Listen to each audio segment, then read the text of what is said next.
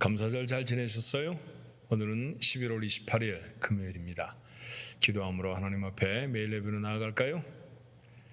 예배할 수 있게 하셔서 감사합니다. 하나님을 알지 못했다고 하면 어찌 가능한 일이었겠습니까? 예배할 수 있어서 감사합니다. 예배 중에 우리에게 은혜를 담아주시고 그 은혜로 세상을 살게 하시니 이 시간이야말로 저희들에게 가장 소중한 시간입니다. 아버지 하나님, 귀한 예배의 시간을 기억하고 하나님 앞에 나와 예배하는 우리 가족들 모두에게 하늘의 놀라운 복으로 충만하게 채워 주옵소서. 읽는 말씀은 우리의 삶의 교훈이 되게 하시고 능력이 되게 하시며 하나님 앞에 드리는 간절한 기도는 삶을 관통할 수 있는 하나님의 기적을 이루는 도구가 되게 하옵소서. 귀한 시간 하나님 앞에 영광과 찬양을 돌려엎고 예수님의 이름으로 기도하옵나이다. 아멘. 함께 부를 찬송은 356장입니다. 주 예수 이름 소리 높여, 주 예수 이름 소리 높여 찬송하는 거죠. 자, 같이 한번 찬양합니다.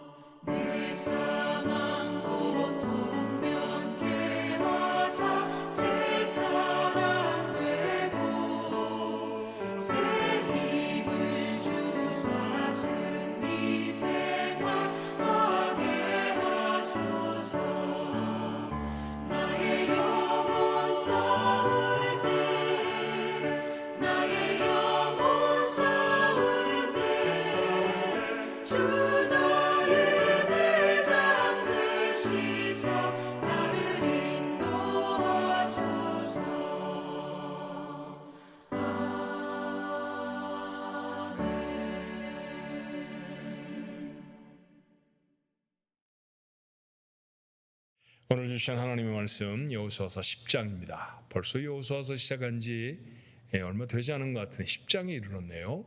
1절부터 14절까지의 말씀 좀 길어요.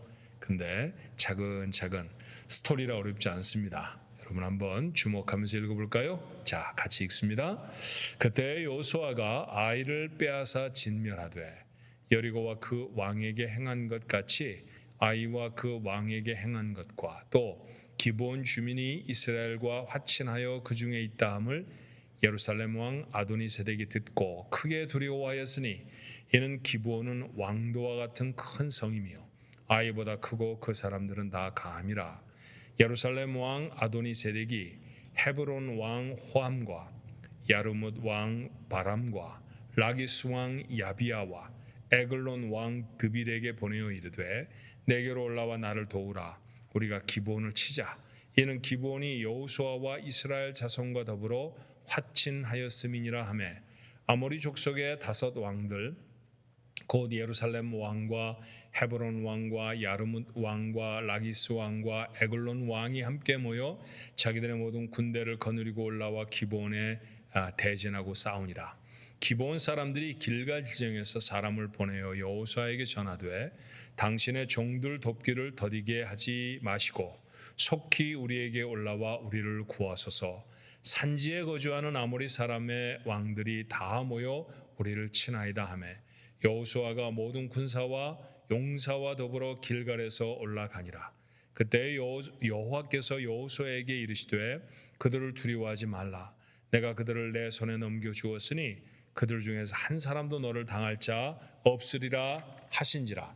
여호수아가 길갈에서 밤새도록 올라가 갑자기 그들에게 이르니 여호와께서 그들을 이스라엘 앞에서 패하게 하심으로 여호수아가 그들을 기브온에서 크게 사륙하고 벳 호른에 올라가는 비탈에서 추격하여 아세가와 막게다까지 이르니라.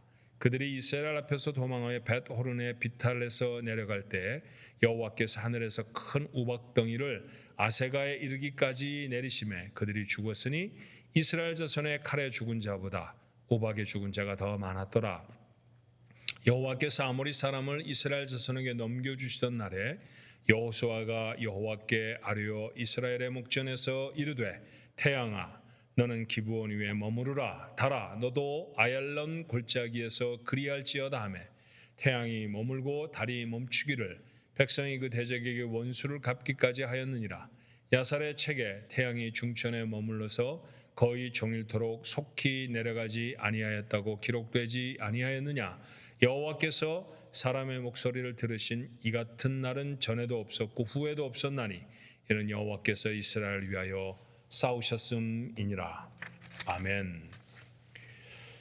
기브온이라고 하는 지역, 또 기브온에 살던 사람들을 통칭해서 그냥 기브온 사람 또는 기브온이라고 부르기도 해요. 어디 있느냐 하면 예루살렘에서 북서쪽으로 한 25마일쯤 떨어진 곳입니다. 킬로미터로 아마 한 40km쯤 떨어진 곳이죠. 25마일이면 그렇게 멀지 않죠, 그죠? 한 동네에서 다른 옆에 동네 정도 거리밖에 안 되는 곳입니다. 살던 사람들의 족속은 가나안 땅에 살던 7 족속 중에 히위라고 하는 이름을 가진 족속들이었어요. 언덕이 많은 땅이었고 제법 큰 도성이었으며 사람들 모두는 강한 사람이었다. 오늘 성경에 보니까 그랬습니다. 그런데 이 기브온 땅 이곳에 사는 사람들과 이스라엘 사람들이 맺었던 특별한 관계, 이것은 이스라엘이 가나안 중남부 지역을 점령하게 된 중요한 일과 중요한 연관이 있는 그런 사건이었어요. 자, 기브온 사람들은 소식을 들었습니다. 먼 곳에서 광야를 건너온 핫비루 히브리 사람들이라는 그런 사람들이 여리고성을 무너뜨리더니 아이성에 처음에 지는 것 같았더니 또 아이성을 점령하고 그러게 파죽지세로 몰고 온다는 소식을 들었습니다. 아무리 생각해봐도 그들과 이길 수 없다 그렇게 생각을 했을까요? 그들은 이스라엘과 화친하기로 합니다. 그런데 이스라엘 백성이 가나안 땅에 들어올 때 하나님이 이스라엘 백성에게 하신 굳은 명령이 있었습니다. 그들이 보고 따라갈까 봐 그랬을까요? 그 땅에 사는 사람들은 다 죽이라는 것이었죠. 자, 후에 시간이 되면 이런 얼핏 보기에 좀 잔인해 보이는 명령을 왜 하나님이 이스라엘 백성에게 하셨는가에 관해서 우리가 조금 더 생각해 볼 수 있었으면 좋겠는데 어떻든 그것이 이스라엘 백성이 받은 명령이었어요.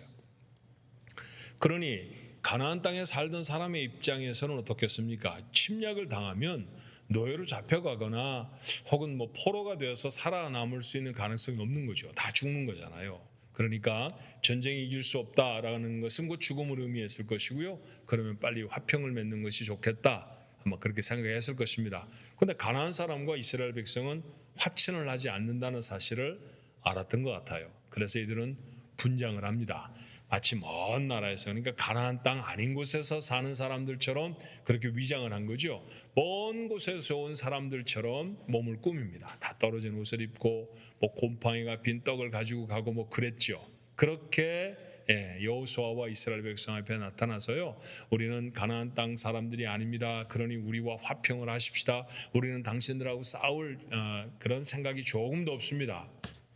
싸우는 거 좋아하는 사람들이 아니었죠, 이스라엘 사람들도. 그러니 그렇게 화평을 서둘러 맺고 맙니다. 하나님의 이름으로 서로 돕겠다는 약속을 했다, 그런 뜻이지요. 그렇죠.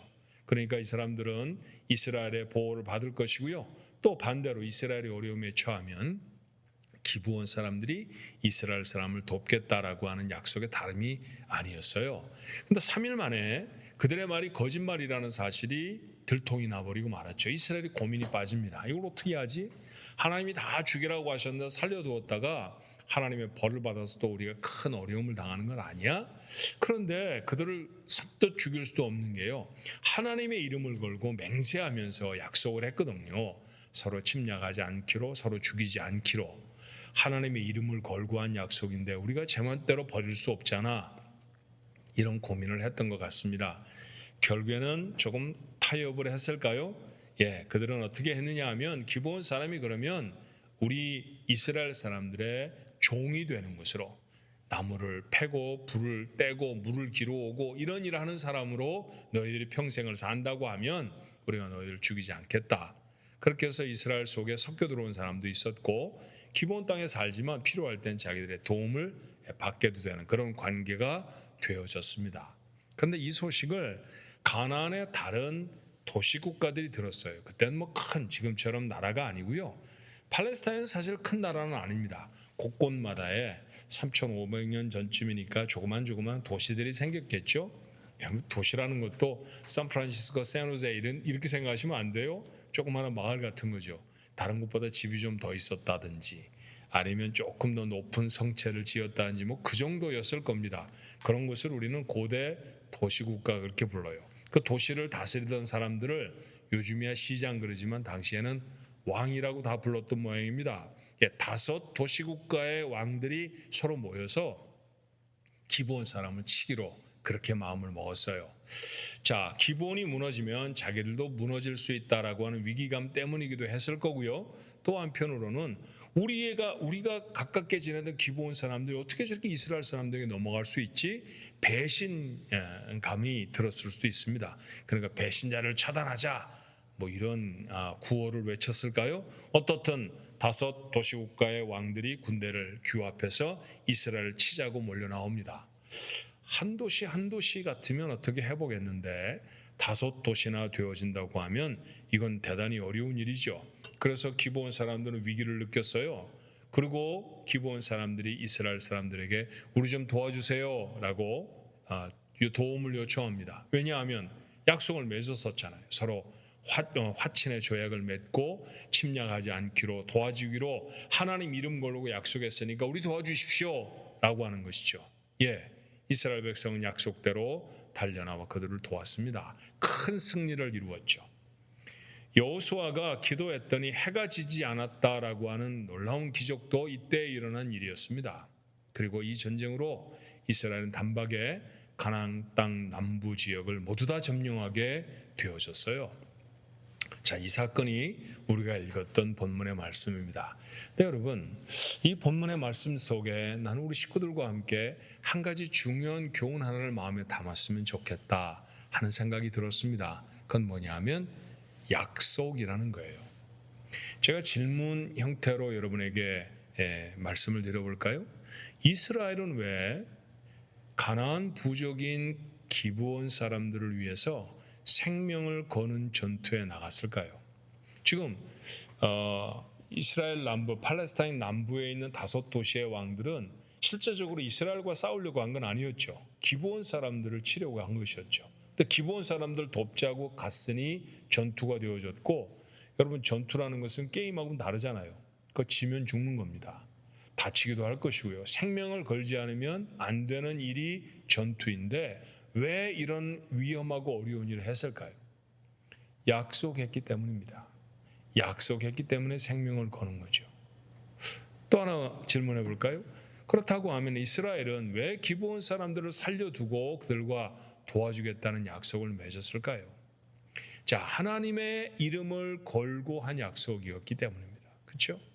그들을 살려둔 이유가 그들이 나중에 가나안 사람들이라는 사실을 알아도 그들을 멸망시키지 않았던 이유는 하나님의 이름을 걸고 살려주겠다고 약속했기 때문에, 약속 때문에 살려줬고 약속 때문에 도와주었습니다. 한 가지 더 질문해 볼까요? 그렇다고 하면 하나님은 왜 다 죽이라고 하는 가나안 사람들 다 죽이라고 명령하신 그 명령과 다르게 기브온 사람들은 살려주셨을까요? 제가 이 말씀을 준비하면서 언뜻 제게 이 말씀이 기억이 났어요. 창세기 12장 2절에 있는 말씀, 아브라함이 들었던 하나님의 약속의 말씀이었죠. 너를 축복하는 자에게는 내가 복을 내리고, 이스라엘 백성에게 축복하는 사람은 멸망하지 않고 복을 받을 것이다, 그렇게 약속하십니다. 기브온 사람들은 어쩌면 이스라엘 사람들 앞에 나와 하나님이 당신들을 복준 사람들입니다 라고 말한 것에 다름이 아니겠죠. 싸우려고 하지 않았습니다. 하나님은 어쩌면 이 약속 때문에 기브온 사람들을 살려주신 것은 아닐까요? 우리는 성경을 읽으면서 하나님이 약속을 지키시는 분이라고 하는 사실을 압니다. 많은 신앙의 위인들이 하나님 앞에 나가 기도할 때 하나님 우리 조상과 이렇게 약속하셨지요, 그러니 들어주세요, 그렇게 하나님의 약속을 근거로 해서 구했다는 사실도 우리가 모르지 않아요. 하나님은 약속의 하나님이십니다. 그런데 구원받은 우리들에게 이 하나님의 별명을 다시 갖다 붙이면 뭐가 될까요? 약속 때문에 여러분과 저는 구원받지 않았습니까? 그러니 우리는 약속의 백성들입니다. 그렇다고 하면 약속이 우리 속에서 얼마나 중요하고 얼마나 소중한가 생각해 봐야 하지 않을까요? 우리는 하나님과 사이에 맺은 약속을 얼마나 중요하게 생각하고 있습니까? 올 한 해를 시작하면서 하나님 제가 이런 사람으로 살겠어요 라고 약속한 것 지키고 계신가요? 여러분이 구원의 놀라운 감격을 마음에 담고 나 하나님의 사람이 되었습니다, 하나님 앞으로 저 이렇게 살 거예요, 그렇게 약속했던 것은요, 큰 어려움이나 문제 속에 빠졌을 때 하나님 이 병을 고쳐주시면, 이 문제를 지나가게 하시면 하나님 제가 이리 하겠습니다, 그 약속대로 우리의 삶을 결단하면서 하십니까? 정말로 많은 사람들이 하나님 앞에 서원하고 약속한 것들을 저버립니다. 목회자들도 목회지를 떠나는 경우도 많고요, 선교사들도 복음을 전하겠다고 떠난 그 땅에서 자신의 복음을 전하지 않고 사리사욕을 취하는 경우들도 종종 있지요. 믿음의 사람들도 제가 이렇게 저렇게 교회를 섬기겠습니다, 그래서 재직이 되기도 하고 그래서 교회의 중요한 중임들을 맡기도 합니다. 근데 그 약속들을 헌신짝처럼 버려버리는 경우를 정말 많이 봅니다. 복 받을 수 없는 모습이죠. 하나님은 약속대로 우리를 건지셨고요, 약속을 지키는 백성에게 복을 주시는 분이십니다. 그러므로 여러분, 하나님과 맺었던 신실한 약속에 우리가 어떻게 서 있는지 돌아볼 수 있었으면 좋겠어요. 특별히 하나 더 권면드리고 싶은 것은 올 한 해가 지나가기 전에 사람들과 맺었던 약속도 가능하면 지키려고 애쓰면 좋을 것 같습니다. 약속을 신실하게 지키는 사람, 그들 속에서 그 신실함 때문에 하나님의 이름이 나타나죠. 마치 이스라엘 백성들이 기브온 백성들을 살려주었던 것처럼 말입니다. 우리의 곁에 우리와 함께 약속을 나누었던 사람 앞에 성실한 사람들, 우리 가족들 모두의 모습이었으면 참 좋겠습니다. 약속대로 우리를 구원하신 하나님 앞에 약속의 신실한 백성들로 살아가서 자신의 삶에 복을 담아낼 수 있게 되기를 주님의 이름으로 축원합니다. 기도하겠습니다. 아브라함이 하셨던 약속대로 저희를 건지셨습니다. 주께서 약속하신 대로 때가 되면 우리에게 복음이 전해졌고 하나님의 사람이 되었습니다. 복이 되게 할 거야 약속하셨지요. 그래서 하나님 앞에 무릎을 접으면 어김없이 복이 되도록 우리의 삶에 담아 주셨습니다. 하나님, 그게 우리가 살아온 인생입니다. 하나님은 약속을 지키시는 분이십니다. 그 약속 앞에 저희가 서 있습니다. 저희들도 거룩의 약속을 지키고 살아갑니까? 하나님이 우리에게 맡겨주신 사명의 약속들을 지키며 살아갑니까? 그래야 할 것입니다. 하나님을 알지 못하는 사람과 혹 맺은 약속이 있다 할지라도 우리가 하나님을 아는 그 약속의 하나님을 기억하는 사람들이라고 하면 그 약속에 신실한 사람들이 되어져야 할 것입니다. 하나님을 알던 이스라엘 백성이 하나님을 알지도 못하던 기브온 사람들과 맺은 약속 때문에 생명을 걸기도 하고 저들을 지켜주기도 했습니다. 저들에게도 은혜와 능력 주셔서 올해가 다 가기 전에 우리의 삶에 사사롭거나 중요하거나 맺었던 약속들에 신실한 자들 되어서 하나님의 영광 가리우지 아니하도록 축복하옵소서. 예수님의 이름으로 간절히 기도하옵나이다. 아멘.